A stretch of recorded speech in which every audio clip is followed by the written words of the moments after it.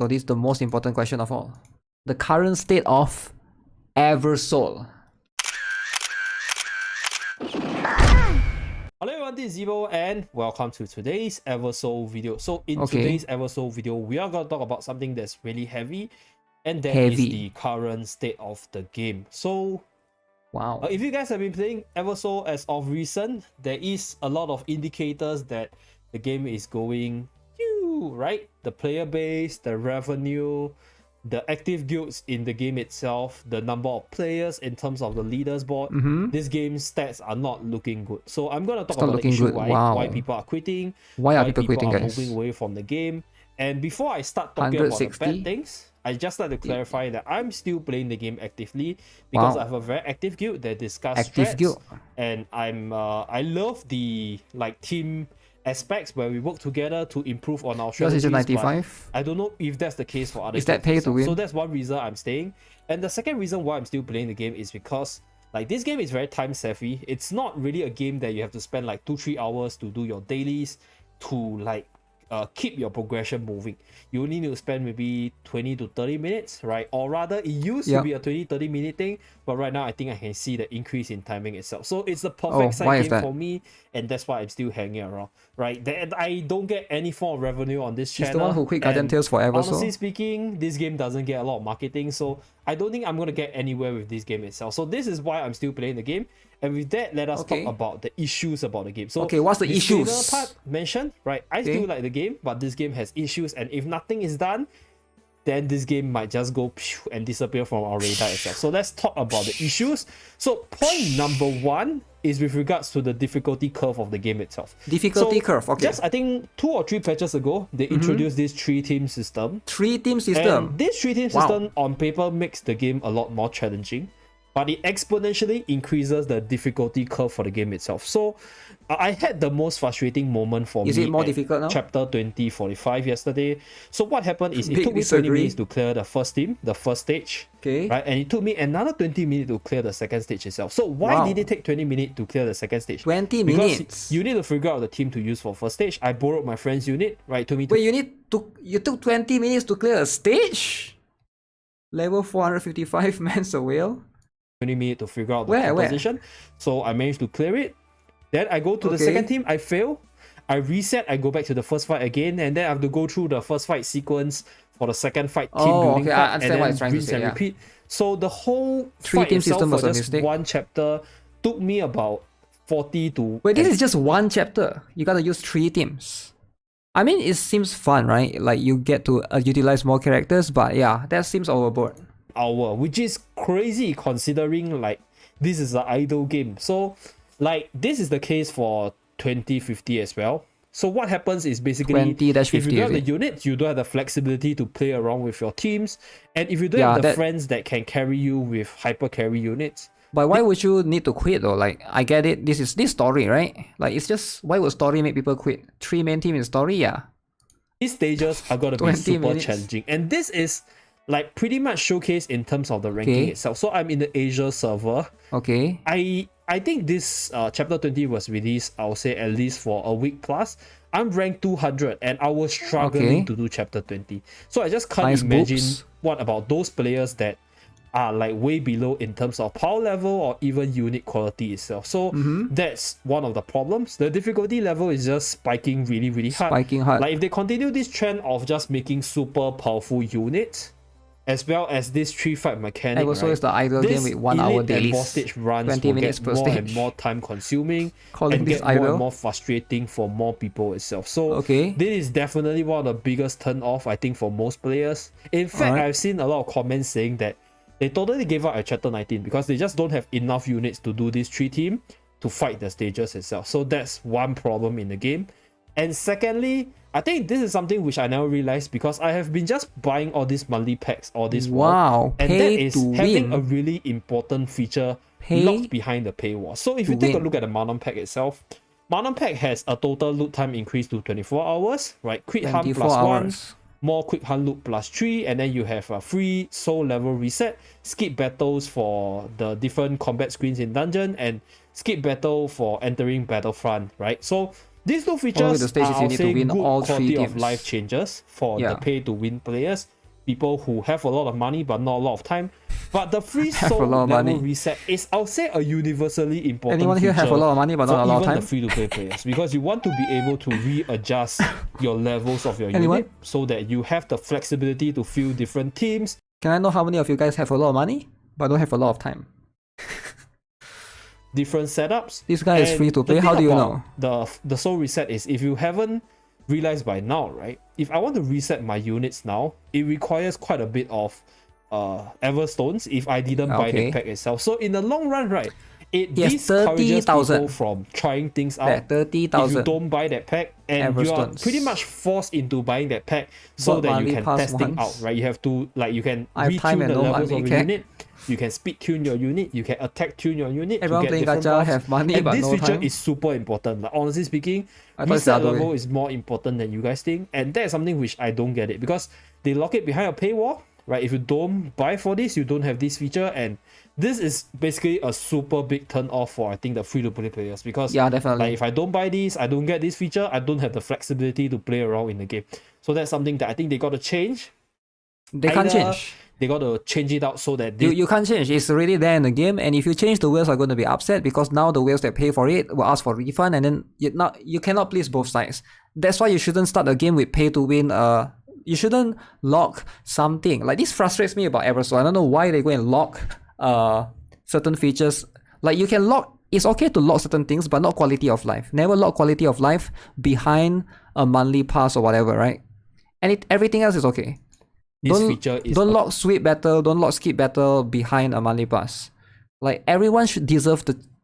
Why can't free to play have quality of life? I don't get it. Available for everyone, and then readjust the rewards for this monthly sub. Because what about half refund if they did change it? Like, pay to win packages, I'm not sure, should offer an advantage for the pay to win players, right? Either giving them more resources, saving them they can't change it now. Giving them more unit choices. It's already out. They shouldn't. I mean, the game has been out for like a couple of months now. They can't change it now. Such an important feature, such as the soul level reset, behind a paywall. So that's something that I think they got to make some adjustments on to keep, I think, at least the free-to-play players, because this game, honestly speaking, is not that free-to-play friendly, right? If you're free-to-play, he said it. This game is not free-to-play friendly. Ooh. I think you guys can comment in the comment section. Eversoul players who thinks free-to-play, destroyed.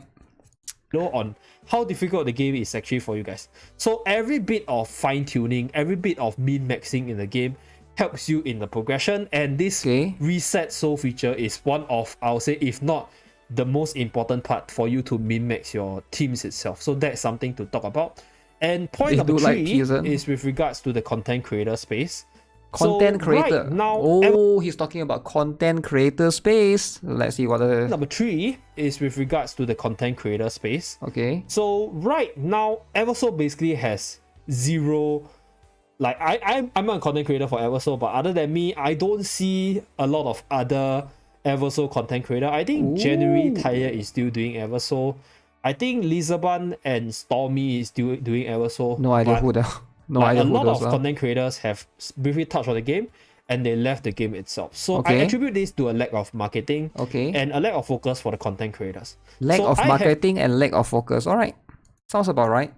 Do they actually market much? Probably not, right? They did market early on, but yeah, they haven't marketed recently. Of marketing and a lack of focus for the content creators. So I have played Guardian Tales for about 2 years, which is also also under Kakao Games. So I can confidently say that in terms of the marketing aspect, like, Kakao Games is a bit lacking or slightly lacking compared to many other well-known publishers in the space. Fair. Not saying that they are bad, but they are very slow to this sort of stuff. So content creators are not like essential for the game survival. Games can definitely survive even without content creators around.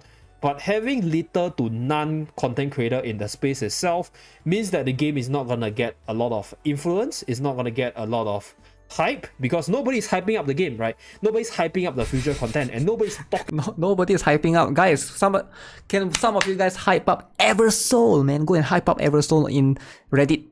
All right, hype it up in Reddit. There were a lot of content creators, they just quit. hype, because nobody's hyping up the game, right? Nobody's hyping up the future content, and nobody's talking about the game itself. So overall, it's just not good for the algorithm of the game, right? If you go into the YouTube space, right, you type Eversoul, you get a bunch of videos that are not even Eversoul related. So that's how bad the current situation is, and that is something which I don't know how they can change. It's on the publisher side. Honestly speaking, this is not the developer problem. Something has to be done with regards to the marketing to get more attention into the game, at least within the content creator space. And lastly, this is a pointer which I sort of left out in my first round of recording, but I think I have to talk about it because it is getting a little bit annoying, and that is with regards to the daily. Okay, Sleepy Hill is the only hyper. Wait, it's getting a little bit annoying in what? Space. And lastly, this is a pointer which I sort of left out in my first round of recording. Okay. But I think I have to talk about it because it is getting a little bit annoying, and that is with regards to the daily stuff we need to do. Wow. So on a daily basis, you need to defeat all your daily monsters. You need to do your part-time jobs. You need to go to your other friends' town and then do their dailies as well. Yeah, this part is a bit annoying. This feature is at the initial stage interesting, right? You have to do this on a daily basis, but once you have to do it for 2 to 3 months, you have to fight all these monsters over and over again. It just is there no way to sweep this? You actually have to go around and beat the monsters up, right? It's quite annoying, I feel like. It's cool the first time when I play the game, but then after a while it's like it gets super annoying. Right. So what they can do for this is very simple. Without parts, you just don't get anything good from idols. Right. Add a skip button to skip all this killing. Right. As long as you visit your friend's base, you get this daily quest clearance. You get your daily HUD contribution. I thought it was pretty cool that you have a chibi character smack the monsters. And that is one time saver. Another issue with all this repetitive content you don't even need to do with it. regards to the... Dude, you know it drops tickets, sometimes it drops tickets. How can you say you don't even need to do it? Gateways as well as the dungeons. So if we go into the... I wouldn't do it if it doesn't give any rewards. Because it gives a freaking reward, I have to do it. Ask the devs to not put reward in then, huh? Right, dimensional labyrinth. So this doing one, the town crap when like the idea of it was very fresh at the start, but the thing is this content refreshes every 2 days. So every 2 days you have to go through stage by stage to get all the rewards. You have to repeat this process multiple times, and this makes such content. I never did it and had fun. So I get it. This is an idle RPG game, and a lot of content gets really repetitive over time really quickly because of how fast they reset, because of how many times you get friendship pools for dukes, and they did announce improvement to the dimensional labyrinth. So I hope to see, I'll say, like a more refreshing gameplay experience. But a lot of these daily, daily things to do, right? They have slowly became a chore, and like they are sort of taking up time because like you're doing the same thing over and over again in a very short period of time. And that's not very healthy for the Learn from Honkai Star Rail, game, or rather the gameplay experience for the game itself. So that's pretty much it for this video. Damn. Do let me know down in the comment section below whether... I agree with all his points. I definitely, as an Eversoul player, used to be Eversoul enjoyer, now an Eversoul hater now. Yes, I agree with all his points. Very good points. I agree with my point. What are the other issues you guys think? There's nothing to do marketing. The problem is daily monsters and town already lack the phone. Whether or not there are other places the game can be improved upon so that the game can recover from its downward going trend. And thank you very much for watching. Do remember to like and subscribe to see more contents from the channel. And I'll see you guys again in my next video. Bye guys. Okay, good video overall. Honkai Star Rail takes less time than Eversoul. Way less. The game optimization got worse and worse with every update. The game optimization never really bothered me because I'm on an emulator. Maybe it's for phone, is it? Yeah, but we'll see. What break first? Yo, can you guys stop with the break first meme? The break first meme is old already, right? Drop it.